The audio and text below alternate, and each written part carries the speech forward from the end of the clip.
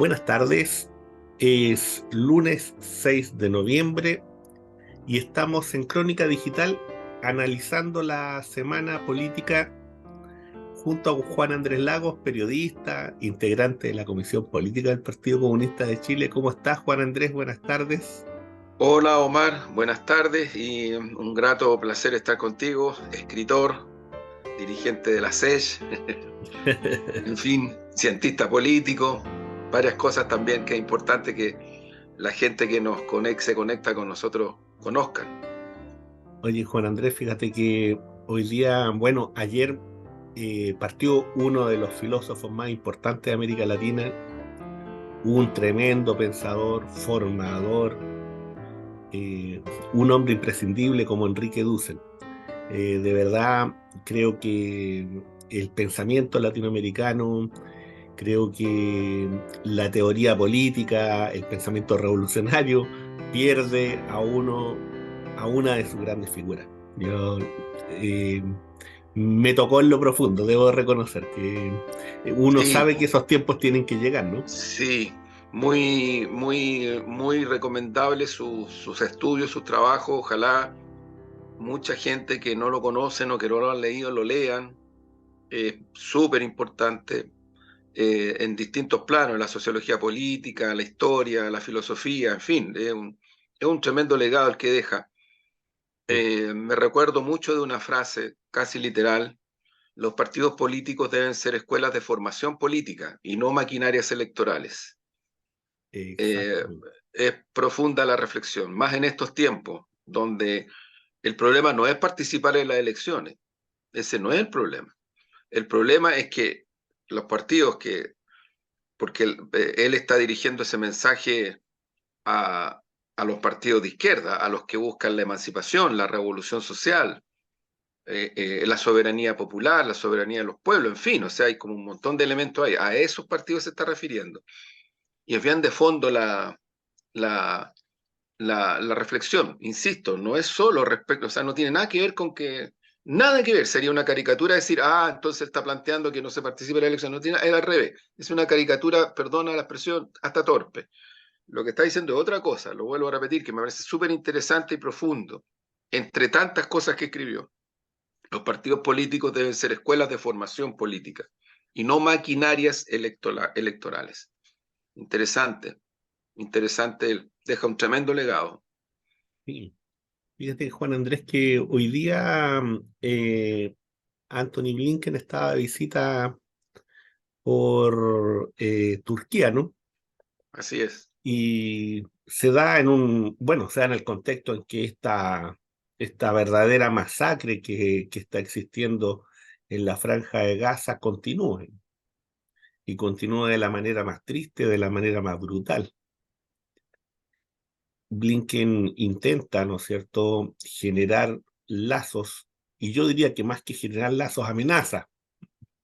Sin embargo, parece que Ankara no está muy dispuesto a dialogar en los términos que Estados Unidos quiere, así como otros países, ¿no? Y se van produciendo situaciones que son complejas para el Estado de Israel, se va quedando solo, se van retirando embajadores, ¿cierto? Y por tanto se va generando una presión internacional muy, muy fuerte. Hay declaraciones contundentes en relación con eso, la del presidente Petro, por ejemplo, de comparar a Netanyahu con Herodes, lo que no es menor, No es menor, no es menor, más en no es esta menor, fecha, no es previo, menor. previo a Navidad, No, no es menor. no es menor. Sí. Fíjate que en el caso de Chile, bueno, hay una presión muy fuerte. Hay movilizaciones que se hicieron, bueno, no solamente en Chile, en muchas otras partes del mundo, por cierto. ¿Cómo ves tú esta situación? ¿Cómo ha ido Eh, evolucionando? Mira, yo creo que hay, lo he dicho en otros medios también, estamos enfrentados tal vez a la crisis humanitaria más dramática, violenta, criminal del tiempo contemporáneo. Vamos a los 10.000 muertos. Miles son niñas y niños, miles. un ministro de Israel anuncia la posibilidad de instalar una bomba atómica. Y no nos sorprendamos tanto, no seamos tan hollywoodenses para mirar la realidad. Si la Segunda Guerra Mundial, sin haber ya razón política, militar o geopolítica, el imperialismo norteamericano lanzó 2 bombas atómicas sobre Hiroshima y Nagasaki. Y eso es un precedente que marca la humanidad desde ese momento en adelante. Entonces, tampoco, ¿cómo decirlo? El negacionismo hay que llevarlo a la profundidad que tiene, ¿no? Cuando puramente se refiere a ciertas cosas particulares. Porque el negacionismo es parte, lamentablemente, de la historia de la dominación en todas las civilizaciones. Bien decía alguien por ahí, la historia la escriben los dominantes, los que ganan las guerras, los que cometen los crímenes, escriben la historia. Y eso hace más violento y más fuerte porque la persecución nazi a judíos y judías, a niñas y niños también, fue como fue. Eso lo hace todavía más violento lo que está ocurriendo ahora. Bueno, el punto es que, bueno, lo que tú decías, yo solo mencionar algunas cosas. Efectivamente, centenares y centenares de movilizaciones en todo el mundo, incluido Estados Unidos, y no pequeñas, y no pequeñas. Luego, Sudáfrica corta relaciones de todo orden con el Estado israelí, de todo orden, Sudáfrica, que es un país grande, que es parte de los BRICS. Hay algunos, yo he escuchado por ahí que creen que, no sé cómo, no sé en qué planeta viven, pero hablan de los, o sea, ni siquiera hablan de los BRICS, los consideran poco importantes en la correlación planetaria, no sé en qué planeta viven. Pero bueno, Sudáfrica es parte de los BRICS, donde está la India, donde está China, donde está Rusia, donde está Brasil, ahora está Argentina. O sea, ahí está la mayor cantidad del planeta a proporción de población. Es cierto, si uno lo quiere mirar desde la dominación hegemónica, no son el imperialismo yanqui, pero ahí no está la criminalidad está en el imperialismo norteamericano y en su dimensión más profunda, o sea, el gobierno es el Partido Demócrata, algunos que en nuestro país miran con cierta admiración, como si el Partido Demócrata fuera una especie de espejo. Cuidado, peligrosísimo. Bajo los gobiernos de los demócratas se han producido tremendas criminalidades, golpes de Estado, dictaduras, invasiones, terrorismo de Estado. De eso estamos hablando. Y esta no es una excepción y como digo, es un hecho de extraordinaria gravedad. Repito, Sudáfrica corta relaciones diplomáticas con Israel de todo orden. Los trabajadores de Bélgica, los sindicatos de trabajadores de Bélgica vinculados a los puertos y a otras áreas, deciden no transportar nunca más ningún tipo de armamento que vaya por vía de barcos u otras cosas, otras vías hacia Israel. Es un boicot y yo estoy muy de acuerdo con ese tipo de boicot. Yo creo que ya para parar la criminalidad no es suficiente, lamentablemente, el actual estado de la ONU. Acaba de salir una declaración de todo el sistema de Naciones Unidas vinculado a los temas de derechos humanos de primera, segunda y tercera generación. Estamos hablando, amigas y amigos, de educación, de salud, de cultura, de muchos otros.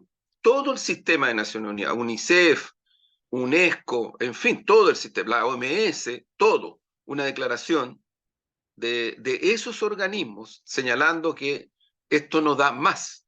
La crisis de humanidad que se ha provocado en Israel no da más. Y bueno, tuvimos la semana pasada una votación donde se condenaba y se exigía el cese al fuego, una vía humanitaria para un canal humanitario. Eso lo rechazó Estados Unidos y Israel. Israel ha seguido bombardeando hasta este momento que estamos conversando, ha seguido bombardeando. Está bombardeando hospitales y siguen muriendo y siguen siendo asesinadas y asesinados niñas y niños. Yo creo que la teoría del empate entre Hamás e Israel se fue a cierta parte por la realidad dramática de los hechos, no por otra cosa. No por otra cosa. Es tan dramático lo que está ocurriendo que ya incluso ese empate que uno lo ve en muchos medios hegemones en Chile y en otras partes, simplemente no tiene ningún asidero desde el punto de vista de la percepción humanitaria de las cosas. Eh, pero también hay otras circunstancias, Omar, que es importante considerar. Se votó en Naciones Unidas con la condena al bloqueo a Cuba. Porque ahí hay un Exactamente. hecho también de crimen de lesa humanidad contra un pueblo. Y es súper grave, porque en Cuba están faltando alimentos, están faltando cosas de pervivencia básicas. No es que no tengan recursos, están faltando porque el bloqueo es el objetivo del bloqueo, estrangular a un pueblo entero, a un pueblo entero. Bueno, la comunidad internacional votó, pero mayoritariamente, fin a ese bloqueo. Sin embargo, fíjate, Estados Unidos y Israel votan en contra, o sea, mantener el bloqueo. O sea, en este momento, objetivamente, el planeta está bajo el predominio y la acción práctica de dos países. Ellos están imponiendo sus términos desde el punto de vista de lo que es la guerra. Esa es la verdad. Y hasta ahora no ha habido posibilidad de modificar aquello. Esa es la crisis real. Para mí, lo demás es disminuir y es peligrosísimo. Tú decías cómo se calificó a Netanyahu. Bueno, el otro día el presidente de Rusia, Vladimir Putin, dijo también una frase que es muy profunda. Yo también la decía en otro medio. Eh, lo que está ocurriendo con la masacre del pueblo palestino tiene dimensiones bíblicas. Y los que conocemos en algo la historia y la Biblia, creo que entendemos a qué se está refiriendo. ¿A qué se está refiriendo? Es algo tremendamente profundo, pero no se detiene, no se detiene. Entonces, mi impresión es que estamos frente a una situación de crisis humanitaria que se agrava, que deja en evidencia que solo dos países, una gran potencia, que es Estados Unidos, y otra que es Israel, simplemente no solamente desconocen totalmente el sistema internacional, totalmente no lo reconocen, no existe para ellos, para ellas y para ellos, sino que además instalan e imponen precedentes que tienen que ver con la pervivencia de pueblos completos, completos. Entonces, frente a eso, uno dice, ¿hasta dónde llega esto? Yo no lo sé, Omar, no sé hasta dónde llega. Lo que sí tengo claro es que la única salida humanitaria a esta situación es que empiecen a haber acciones de boicot directo hacia Israel y hacia Estados Unidos, porque yo vuelvo este cinismo que existe de tratar de mostrar como que Estados Unidos está haciendo un ejercicio por la paz, no, es falso. Estados Unidos está preocupado porque empiezan a haber reacciones de otros países y está tratando de parar esas reacciones, pero Estados Unidos mantiene 2 portaaviones atómicos en esa zona. Los militares norteamericanos están en guerra con Palestina y están operando en Palestina. Y entonces no se puede desvincular aquello lo mismo que la OTAN, tampoco. Esto Sí, es históricamente para el futuro la responsabilidad directa del imperialismo norteamericano e Israel y sus socios de la OTAN. Eso es así. Y creo que es tan grave que en las horas que vienen, dramáticamente vamos a superar los 10.000 asesinadas y asesinados, 10.000, varios miles niñas y niños, y se está acabando en horas recientes. La información que sale es que se está acabando la alimentación de pervivencia para la gente de Palestina que está viviendo ahí entre medio de los hospitales, entre medio de las casas destruidas. Por lo tanto, van a empezar las muertes por hambruna. O sea, si para mí eso no es un plan de exterminio, por favor, amiga y amigo que escucha, o persona que escucha, porque no necesariamente tiene que ser amigo o amigo, hay que respetar los espacios. ¿Qué es lo que es? Por favor, dígame qué es lo que es, si no es un plan de exterminio. Es un plan de exterminio. Esto no es una guerra, es un plan de exterminio. Por eso lo asocio a cuando el imperialismo norteamericano simplemente lo que hizo fue lanzar 2 bombas atómicas para generar un precedente y destruir. ciudades completas en donde habitaban muchas personas, la mayoría no tenían nada que ver con factores militares, nada, ni siquiera había resistencia, ni siquiera había resistencia de ninguna naturaleza de carácter militar, no había. Yo creo que esto es bien importante considerar porque a proporción lo asocio a lo que están haciendo con Cuba y estamos llegando a puntos en los cuales el imperialismo norteamericano y sus socios, en este caso Israel, que van ahí de la mano apretadísima, los dos países, ahí se afecta una zona entera, el Oriente Medio, el Cuerno de África, una zona inmensa del planeta, pero qué cabe duda que esto va a seguir incidiendo y afectando al planeta en su conjunto.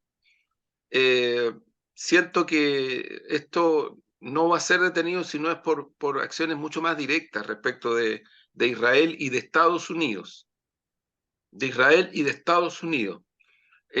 No es suficiente ya el análisis de movimientos políticos, de gobiernos, de estados nacionales o de asociaciones de estados.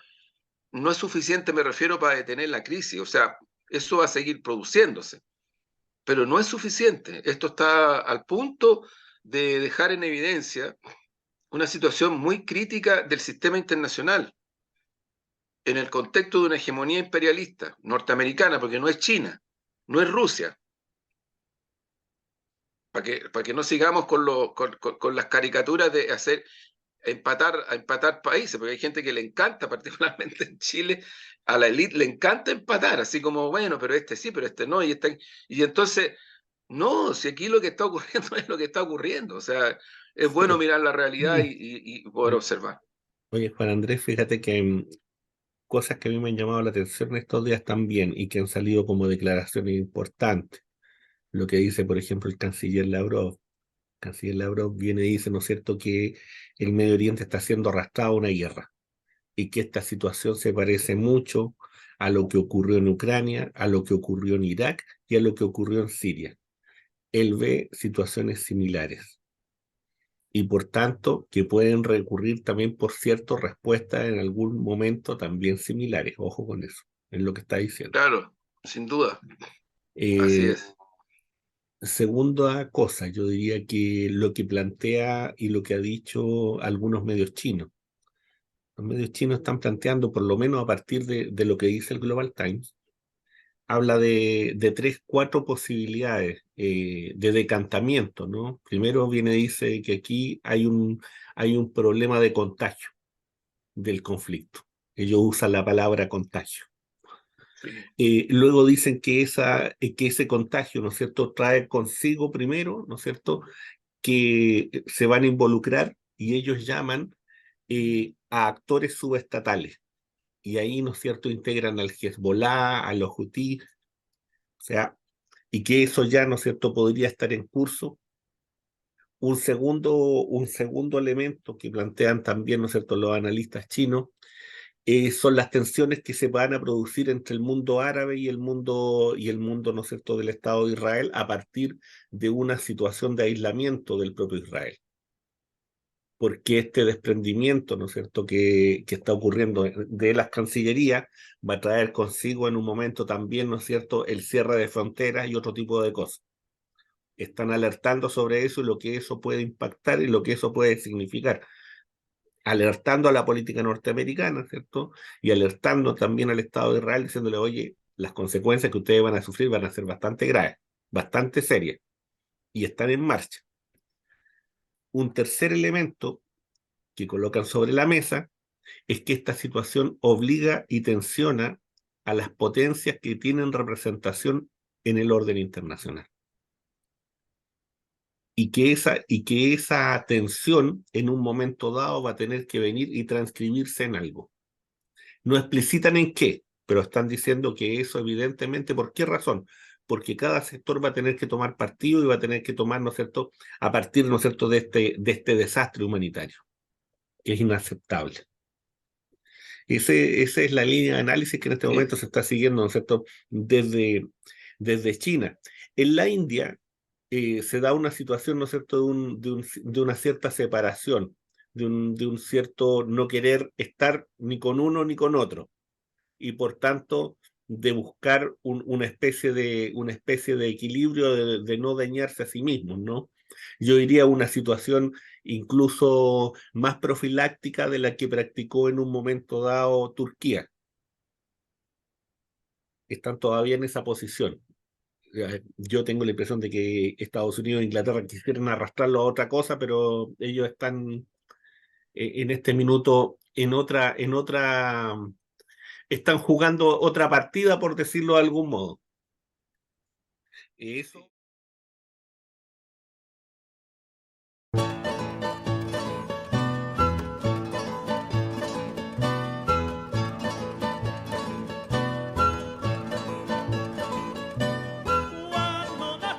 Bienvenidos al Café Crónica Digital, un espacio donde la cultura y la amistad se funden en un delicioso y rico café.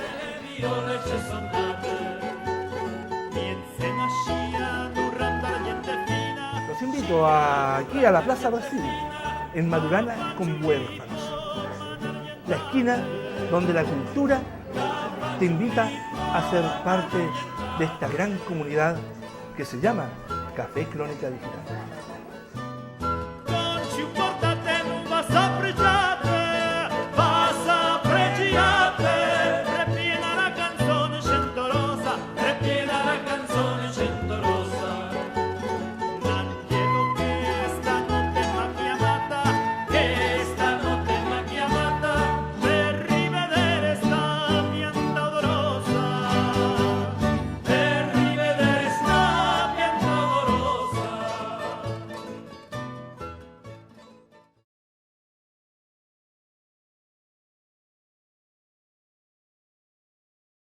Eso Sí, en yo, medio del desastre, ¿no? sí, Y sí estamos, o sea. Omar, yo estoy de acuerdo con eso. Ahora, en medio de la crisis del capitalismo salvaje, de su Sí, mirada especulativa, nosotros muchas veces hemos hablado de que la crisis está en el nivel monetario, que Marx proyectaba como un punto crítico de una crisis dentro del capitalismo cuando llegaba al nivel monetario. Y eso es real, está y sí, va a seguir cursando. Esto agudiza más eso. Eh, pero yo lo que creo, Omar, es que esto lo que está demostrando es que se cayó a pedazos, se destruyó eh, este concepto que en los 90 instalaron en todo el mundo los capitalistas y muchas izquierdas que se pasaron para el campo del capitalismo, en la política, no digo en la economía, digo en la política, en la doctrina, en la ideología, en la filosofía, con esto de el fin de la historia, ¿no? Fukuyama, o sea, de aquí para adelante perfeccionamos y profundizamos el capitalismo y se acabó. Fukuyama vino a Chile y Fukuyama, incluso hace unos años atrás, él dijo, aquí le dieron poca bola, porque le daban mucho más bola a lo otro, a lo anterior.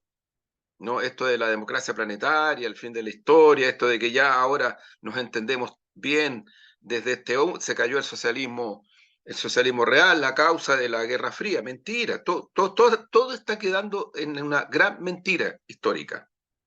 Una gran mentira histórica. Yo no me atrevo a pensar qué viene en lo inmediato, porque es una dinámica muy dura, muy fuerte. La zona de Taiwán está todavía mucho más militarizada de lo que estaba hace un mes, pero mucho más. Entonces, no es que aquí haya un conflicto local, focalizado, específico, no. No, aquí se está extendiendo la militarización del planeta a una manera galopante, rápida, intensa. Es el fin y es la decadencia de esta democracia planetaria, de la aldea global y un montón de otras cosas más, que a propósito de la caída de los socialismos reales, muchas y muchos pensaron desde un campo incluso de la posmodernidad que el planeta llegaba a una etapa ulterior a las guerras planetarias o locales o focales, o llegaba a una etapa de paz mundial, y se justificó a partir de eso la invasión y destrucción de Irak, de Siria, de Libia, en fin, o sea, yo diría que hay un correlato que es necesario ocultar con mayor profundidad.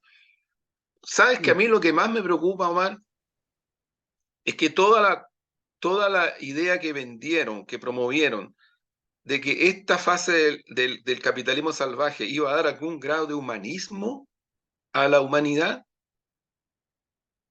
con lo que está pasando en Palestina y con lo que ha pasado con otras matanzas en estas últimas décadas, 60 invasiones e intervenciones militares del imperialismo norteamericano en todas partes del planeta, 60.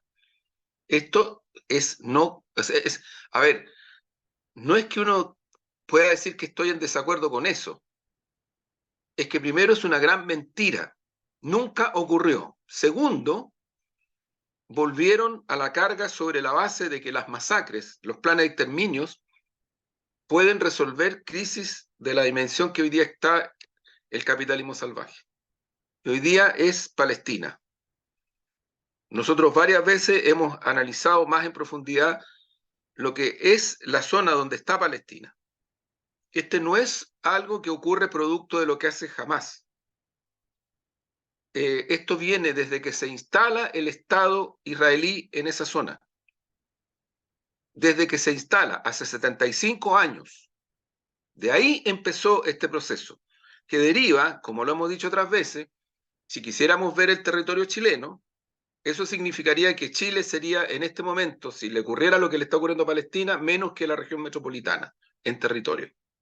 Y probablemente masacres como la de Sabra, Chatila y otras más, probablemente no tendríamos los 19 millones y tanto de chilenas y chilenos que somos, seríamos bastante menos.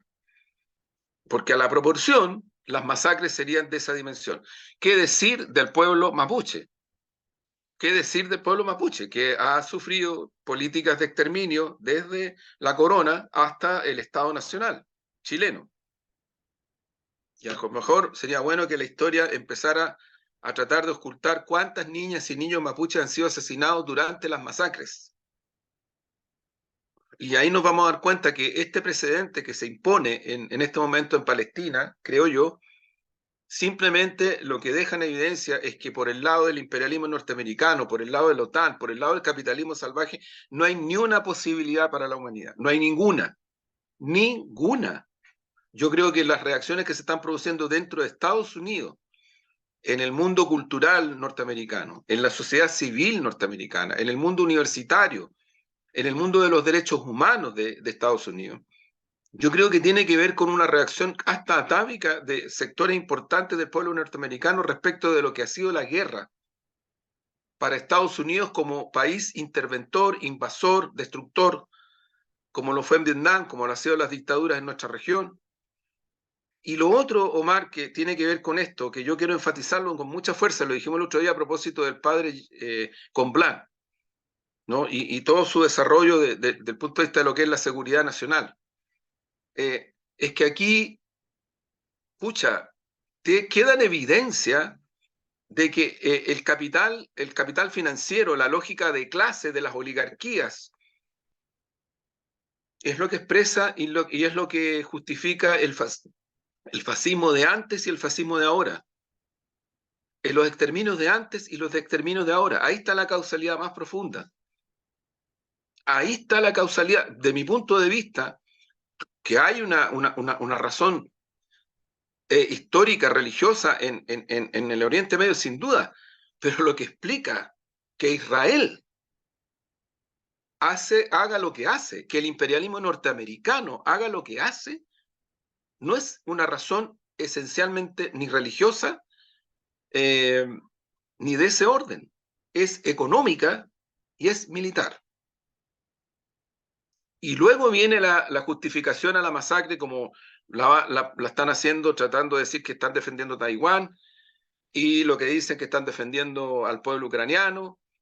Y bueno, y esto puede seguir si es que no hay un cambio bastante radical, que yo la única vía que observo que puede ocurrir es que esta correlación que se ha ido instalando a nivel planetario cada vez con mayor fuerza de los países del BRICS y de otras naciones, definitivamente imponga sus términos de referencia, cosa que no ha logrado hacer.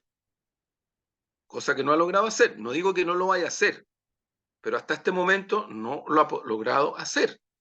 Y en el caso de Palestina es un ejemplo palpable de aquello. Sí, fíjate, Juan Andrés, bueno recordar que estamos en Crónica Digital, analizando la semana política, Y estamos comentando un espacio, ¿no es cierto?, que tiene que ver con toda la dimensión internacional. Fíjate lo que tú planteabas, y solamente a modo de cerrar el espacio, em, yo tengo la impresión de que el tema religioso es un corolario, es una interpretación, es dar la dimensión, ¿no es cierto?, retórica, em, frente a una acción que tiene un sentido económico y que tiene un sentido militar, efectivamente, pero que necesita esa otra visión. Desde ese punto de vista, ya el propio capitalismo tiene su espíritu, tiene su espiritualidad, y su espiritualidad, ¿no es cierto?, tiene que ver con el modo de interpretación protestante de la dimensión religiosa de la cristiandad. O sea, en ese sentido, ¿no es cierto?, también para el mundo árabe, o en el mundo árabe, instalar esa espiritualidad desde el punto de vista de una interpretación bastante ultra de la construcción del Estado de Israel y por tanto del sionismo, apunta también, ¿no es cierto?, a esa espiritualidad, a una espiritualidad que es muy ajena al propio espíritu semita, por cierto, cuando uno lo ha leído y lo ha estudiado. A propósito del profesor Enrique Dussel, tiene Así algunos es. textos muy interesantes sobre el pensamiento semita.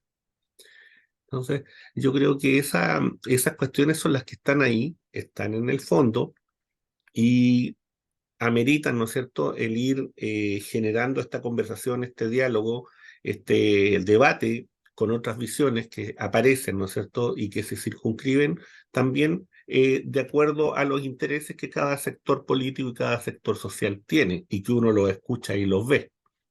Desde ese punto de vista, Juan Andrés, fíjate que, bueno, ya mañana, ¿no es cierto?, tenemos la presentación del texto constitucional, se ha ido desarrollando, hemos tenido, como dijimos la semana pasada y como yo lo he interpretado, y no solamente yo, sino con muchos otros, de que hemos tenido como un momento, ¿no es cierto?, de cierta paz social, de cierta paz y mental también, a propósito de los Juegos Panamericanos y del espíritu que se genera ahí. em, la experiencia, por lo menos que a mí me tocó que recoger de eso, a propósito de estar el sábado en el Estadio Nacional, fue que, fíjate que si uno pudiera hacer una comparación entre esta dimensión política y esta otra dimensión que es deportiva, si es que uno pudiera hacerla, eh, yo diría que si hay algo que la élite no pudo hacer, no logró congeniar, es un relato medianamente común y que lograra interpretar, ¿no es cierto?, a la sociedad chilena. Y estoy hablando de uno u otros sectores. No lograron eso. Eso es capaz de lograrlo un deportista mapuche que gana una maratón. Eso es capaz de lograrlo una chica que estudió en el Colegio Villa María, que es hija de una colombiana deportista y que es hija, ¿no es cierto?, de un deportista reconocido chileno de ascendencia también, ¿no es cierto?, alemana, y que tiene ese carisma como para encantar y para sentirse querida y querer. Bueno, eso la élite no lo logró con la sociedad chilena, pero no lo logró desde el estallido hacia acá. Tuvo un momento de cierto amor en el primer proceso constituyente, pero que duró muy poco, producto de ciertas situaciones, ¿no es cierto?, que para qué las vamos a recordar. Pero yo diría que ahí se da una situación en la que no se logra llegar a una especie de simbolismo, de una narrativa y de un texto que sea capaz de generar ese espíritu unitario, más allá de las propias diferencias. Ese es el gran fracaso, diría yo, de todo el proceso en sí mismo.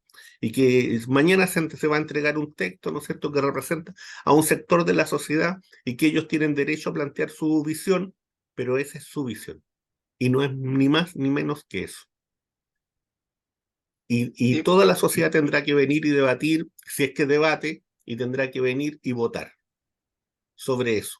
Pero estamos hablando de esa dimensión. No estamos hablando de algo que se haya dialogado y de algo que se haya dicho, mira, tratemos de llegar a un acuerdo para llegar a una visión en conjunto. Eso no existe. Aquí no, aquí trabajo en equipo no hubo, aquí fair play no hubo, aquí nada de eso existió.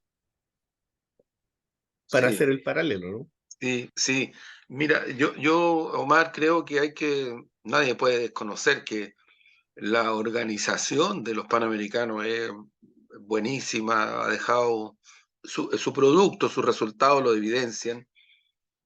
Hay grandes esfuerzos. El sentido de comunidad, el sentido solidario, el sentido de todo aquello también ha quedado en evidencia en estos días. Yo creo que también ha quedado, y no podemos ponerlo bajo un segundo plano, pero además no se ha puesto bajo un segundo plano, al contrario, eh, el que nuestros y nuestras deportistas y deportistas son tremendamente esforzados. Son gente que hace muchos sacrificios y no pocas veces con muy pocos recursos yo diría, con cuesta arriba. O sea, la niña que tenía que juntar plata tirando Sí, cuestiones para arriba en las esquinas en Valparaíso para juntar plata para venir a Santiago, para pagarse un pasaje para venir a Santiago. El atleta mapuche, que él cuenta su historia y cuál es su origen. Y en fin, hay muchos más, incluidos los que a lo mejor no tienen situaciones económicas familiares complejas, pero que han sido extraordinariamente sacrificados sí, pues. en un país en donde yo diría todavía estamos al debe desde el punto de vista de una política deportiva de carácter estatal y nacional, porque también impacta en el deporte esta lógica de la privatización y todo lo que vive todo el país, ¿no? Yo creo que ha sido todo eso extraordinario, una cosa muy hermosa, muy intensa, muy profunda, eh, y creo que es lo que queda, es lo que queda instalado en Chile. Eh, Vamos a ver, es evidente que el proyecto o sea, el proyecto de constitución que se propone es un mal proyecto, es un proyecto muy malo, es un proyecto que trata de hacer refundar las peores cosas que ha vivido Chile, ¿ah? No es que va a vivirlas, las profundiza en materia de pensiones, en materia de salud, en materia de vivienda, en materia de salarios, en materia de la relación tan desigual que existe en Chile entre el capital y el gran capital y el trabajo humano, en relación a las comunidades mapuches. Yo sé, tengo la información, me la hicieron llegar ya, que hay comunidades que están apelando ya a tribunales internacionales porque consideran de que tiene que intervenir el sistema internacional frente a la posibilidad de una constitución que lo que hace es relegitimar lo que históricamente ha significado una política de exterminio de un pueblo, si eso es. Porque nosotros tenemos que mirar la realidad o hacerle esfuerzo, si eso es. El pueblo mapuche ha estado sometido a una política de exterminio. Por eso que es tan violento empatar al pueblo mapuche con la violencia represiva del Estado y del gran privado, empatarlo, así como si fueran lo mismo, porque no es real. Yo creo que eh, ahora se pronunciará el soberano. Mi impresión es que la soberanía nacional y popular de Chile va a expresarse en contra, tiene todas estas razones, ninguna estrictamente razón política, estrictamente. Aquí hay una serie de elementos, de expresiones, de vivencias que se arrastran por mucho tiempo, yo diría, de indignación frente al abuso, a la prepotencia, frente al robo, frente al saqueo, hay demasiadas cosas que están instaladas y que quieren perpetuarse hacia adelante en esa lógica. Aquí se ha tratado de decir, bueno, entonces quieren la constitución de Pinochet, no tiene nada que ver, no tiene nada que ver con eso, no tiene nada que ver, eso es simplemente falso. Aquí lo que se rechaza, lo que se está en contra es de un proyecto brutal en todos los planos. No solamente porque está mal hecho, sino que porque es malo en sí mismo. Y porque, insisto, profundiza y relegitima muchos de los abusos que se han cometido en Chile durante décadas. Durante décadas. Entonces creo que ahí hay un punto de referencia, vamos a ver qué pasa. La experiencia del anterior proceso fue un sistema hegemón mediático extraordinariamente cargado hacia una postura que era el rechazo, extraordinariamente cargado. Vamos a ver qué ahora van a hacer, pero la otra vez fue cargadísimo, cargadísimo. Le hicieron la pega a los partidos de derecha que se fondearon y que construyeron una suerte de sociedad civil que era una ficción, pero la construyeron y la hicieron creíble a través de sus medios hegemones. Yo creo que hay que mirar también con atención cuando a veces con demasiada liviandad desde el campo del progresismo chileno se habla de una derecha democrática y otra ultra no sé cuánto, fascista. Yo entiendo eso en términos de incidir, pero concederle a un sector de la derecha en Chile una condición democrática en las circunstancias que está viendo el país, yo pediría que se mire la historia nomás, porque el golpe de Estado, desde el punto de vista de la presión, de la desestabilización de un gobierno, lo empujaron con toda la fuerza del mundo el Partido Nacional, que hizo alianza con la Democracia Cristiana, Patria y Libertad, que estallaban y hacían explotar puentes, mataron gente, el general Schneider, el comandante Araya Peters de la Marina, hacían explotar puentes, hacían explotar torres de alta tensión, trabajaban con militares para poder generar una subversión, y el gremialismo, la actual UDI, que desde el campo del catolicismo, de la Universidad Católica, de ese gremialismo catolicista y todo aquello, también levantaban un planteamiento encabezado por Jaime Guzmán que apuntaba en la misma dirección, golpe de Estado. Golpe de Estado. Entonces, la derecha, entre comillas, que algunos le conceden con tanta facilidad que es democrática, porque está aceptando las reglas del juego que hoy día existen en Chile, son dos cosas distintas. Y que yo creo que es importante hacerlas ver, porque preguntémonos por qué llegamos a donde estamos. ¿Por qué llegamos a donde estamos? Es una cuestión fundamental, porque este es un proceso político. Es un proceso político que está derivando en esta situación. Y cierro. La derecha chilena no ha tenido ningún empacho ni problema en imponer terrorismo de Estado, golpe de Estado y situaciones de violencia hacia la sociedad civil, hacia sus enemigos, hacia adversarios, sin problema. El año 73 del siglo pasado, marzo, cuando se producen las últimas elecciones parlamentarias en Chile, en ese momento ya había habido un paro nacional del transporte, habían hecho hartas cosas para desestabilizar. El imperialismo norteamericano ya estaba imponiendo medidas restrictivas en contra de Chile. Ojo, eso tampoco se habla mucho. Porque incluso gente que está en el campo progresista para tratar de justificar el pacto transicional con Pinochet, hablan de que no todas las cosas se hicieron bien y toda una adecuación. Sí, yo no digo que no se hayan hecho, que todas las cosas se hayan hecho súper bien, pero justificar el pacto transicional por eso, por favor, miren lo que estamos hoy día. ¿Y por qué digo esto? Porque en esas elecciones la derecha creyó que ganaba. Y ocurre que en alianza, la CODE, Confederación Democrática, Partido Demócrata Cristiano, expresiones de derecha, la Unidad Popular subió más de 10 puntos su elección nacional, su votación nacional a nivel parlamentario. Más de 10 puntos. Y el Partido Comunista en esa elección subió al 16% su votación.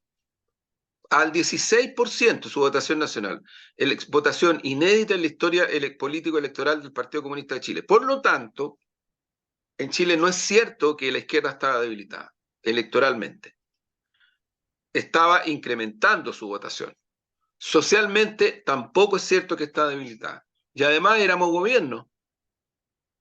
Entonces, la pregunta es, que tiene punto de referencia actual, si usted quiere la democracia, ¿no dialogaba con un gobierno con estas características? No, pues, no dialogaron.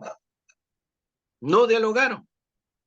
A proporción de los acontecimientos hoy día, lo que están haciendo es un boicot en el Parlamento, un boicot a la reforma tributaria, un boicot a la reforma de pensiones, un boicot al pacto fiscal. Eso es lo que están haciendo.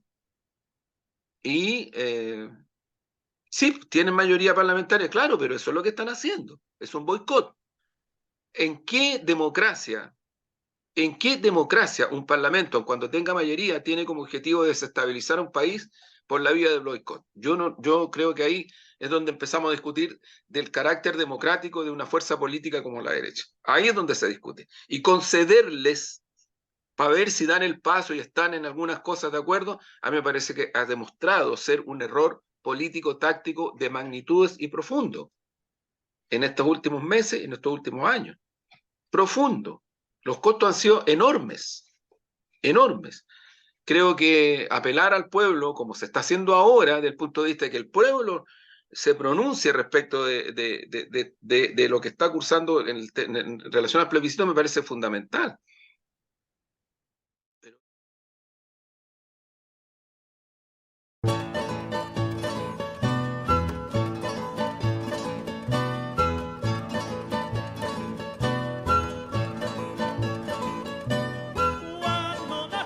Bienvenidos al Café Crónica Digital, un espacio donde la cultura y la amistad se funden en un delicioso y rico café.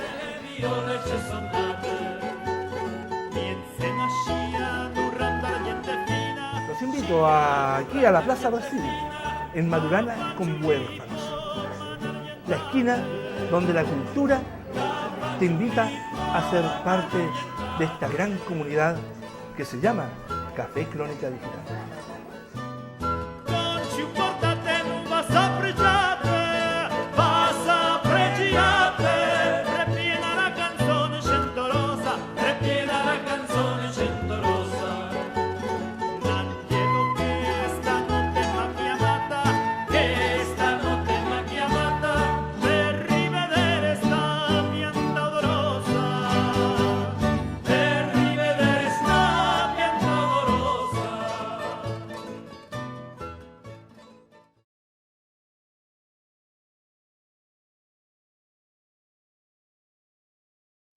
Pero ellos tienen mucha fuerza en el sistema hegemónico, mucha fuerza, y creo que se las van a jugar enteras y se la están jugando enteras. Ahora, mira cómo es la vida, pues a una señora como Matei, que quiere ser candidata presidencial a como dé lugar, dio el paso de apoyar a un proyecto de constitución cuando ella misma dijo que no era bueno. Sí, bueno. Cuando ella misma lo dijo, no lo están diciendo nadie más. Ella, que es de la derecha. ¿No? Ella está diciendo eso. Fíjese. Rojo Edwards está diciendo lo mismo. Por razones Entonces distintas, también, pero están diciendo lo mismo. pero están diciendo lo mismo. Sí, fíjate, frente a algunas cosas que dicen algunos sectores de la derecha, y volviendo tal vez a los paralelos entre el mundo deportivo y esto de la línea política, y a propósito del tema constitucional. Yo creo que hay una diferencia entre navegar en agua servida o en aguas residuales a nadar en aguas servidas y residuales. Sí. Hay una diferencia que es bastante grande. Hoy día estamos navegando en las aguas servidas de la Constitución del 80. Otra cosa es nadar en la Constitución que nos ofrecen, que es de antes, pre-80 incluso, es como del 78, a la que habría que agregar solamente el tema de los senadores designados y estamos listos, cerrados, para que el retroceso sea total, en todos los sentidos. Sí. Yo creo que esa situación es impracticable. Sinceramente lo creo así. Creo además de que si llegara a haber la posibilidad de aprobarse, ni siquiera va a durar tanto tiempo, porque va a ser imposible de gobernarse con eso. Porque una constitución que pretende establecer una lógica de una moralina de esas características va a ser insoportable. Sencillamente se va a volver insoportable, pero eso es una apreciación personal. Luego, frente a la posición que han ido adoptando algunos sectores políticos, bueno, lo de amarillo no era de extrañar, ¿no? O sea, realmente habría sido anecdótico que ellos hubieran dicho que fueran a votar en contra, cuando tienen patrocinadores, cuando el señor Barker, ¿no es cierto?, trabaja para la empresa privada. Sí, y está vinculado a ellos, ¿no es cierto?, a través de ICARE y otras cosas, tiene sus programas ahí. Entonces sería extraño que alguien que trabaja para ellos, cuando los empresarios están diciendo que se sienten cómodos con este proyecto constitucional, él fuera a decir que va a votar en contra. Es extraño votar contra sus propios patrocinadores. El caso de demócrata es un poco distinto y que tiene que ver con las posiciones de derecha que siempre existieron dentro de la democracia cristiana y que la señora Rincón la expresa muy bien. O sea, hoy día hay una transparencia nomás y por eso mismo ese partido se dividió, ¿no es cierto? Y se fraccionó en los espacios que ya conocemos. Yo creo que vamos hacia una situación que es compleja. Desde el punto de vista comunicacional va a haber que ver cómo se afronta esto, porque, porque yo creo que la batería de convencimiento va a ir por el lado de algunos dulces que ya lo hemos hablado en otros programas, ¿no? Y la posición de los sectores que quieren votar en contra va a tener que ser muy bien pensada, muy bien razonada y por otro lado muy bien comunicada. Y con eso vamos cerrando Sí. el programa de esta semana, pues, ¿cierto? Sí. Fíjate Sí. que cómo en el transcurso de una semana a otra hay cosas que no han ido variando mucho, cómo el tema constitucional sigue estando ahí como punto Sí. fuerte, ¿no? Y Sí. cómo a nivel internacional el tema de la Franja de Gaza, yo Sí. diría que también el tema de Ucrania, que habría que abordarlo, pero dejémoslo para la próxima semana, eso Así porque es. hay avances ahí que no los Sí. anotamos ahora, los dejamos ahí en stand-by, pero bueno, para cerrar un pequeño textito que se llama El libro interior. Cada vez que fisgoneo en las entrañas, me encuentro con borrones, frases sueltas. Más que escribir una historia, descifro puzzles y rompecabezas. Hasta ahí me despido con el libro interior. Excelente. Excelente, Mar. Muchas gracias Que por la estén bien. reflexión poética. Sí, pues, Chao. nos vemos. Chao, Chao. chao. Gracias. Chao. Chao, chao.